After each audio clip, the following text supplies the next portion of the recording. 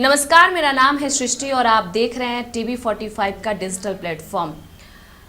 देश के 5 राज्यों में विधानसभा चुनाव संपन्न हो चुका है और विधानसभा चुनाव के नतीजे भी घोषित हो गए हैं। इस चुनाव में सबसे ज्यादा जिस विधानसभा चुनाव की चर्चा रही वो रहा पश्चिम बंगाल। पश्चिम बंगाल में 15 साल से सत्ता जो थी वो ममता बनर्जी के हाथों में थी। इस बार ये कमान भाजपा के हाथ में आ गई है और ऐसा कहा जा रहा है कि अमित शाह खुद वहां पहुंच गए हैं मुख्यमंत्री बनाने के लिए। इस बीच ममता बनर्जी का ये भी बयान आता है कि मैं किसी भी मायने में इस्तीफा नहीं दूंगी क्योंकि हम हारे नहीं हैं, हमें हराया गया है और वोटों की चोरी हुई है। उन्होंने सीधे सीधे ये बात कह दिया है।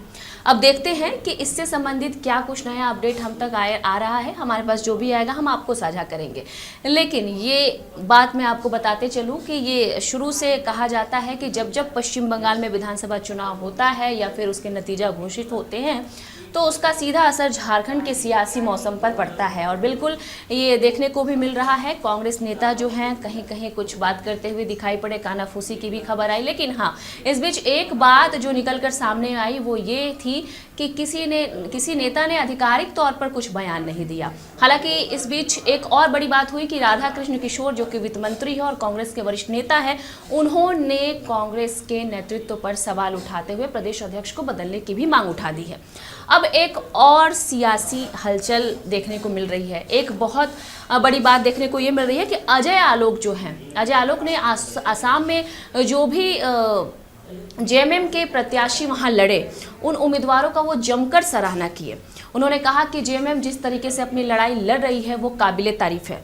ऐसे में एक सवाल ये उठता है कि आखिर झारखंड में जेएमएम को पानी पी पी कर जो भाजपा कभी कोसा करती थी वो भाजपा इतनी मेहरबान होती हुई क्यों दिखाई दे रही है? क्या ये सिर्फ और सिर्फ एक शिष्टाचार है या फिर किसी नए गठबंधन की सॉफ्ट लॉन्चिंग की ओर इशारा है?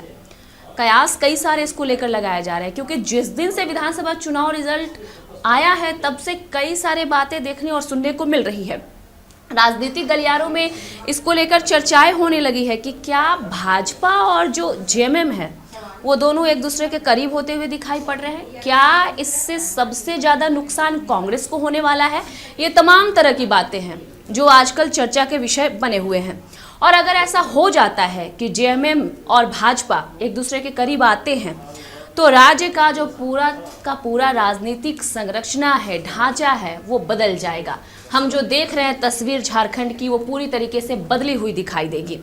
सूत्र कह रहे हैं कि पर्दे के पीछे फिलहाल बहुत कुछ चल रहा है जिसको तुरंत सामने लाया जाएगा।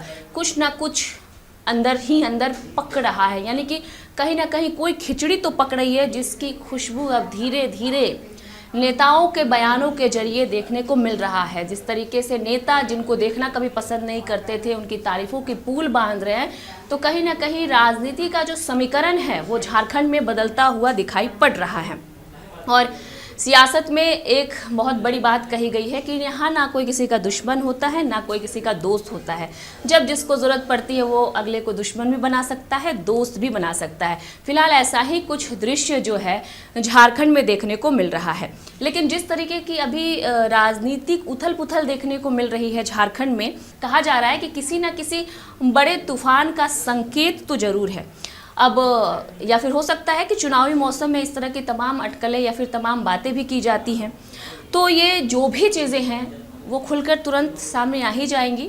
थोड़ा वक्त लगेगा और जो भी रिज़ल्ट आएंगे, इससे संबंधित जो भी बातें निकल कर आएंगी वो हम उस पर नज़र बनाए हुए हैं। जो भी अपडेट्स होंगे हम आपको साझा करेंगे और हम आपको बताएंगे कि क्या कुछ इससे जुड़ा हुआ अपडेट है जो झारखंड की सियासी जो अभी वातावरण है उसको बदल सकता है।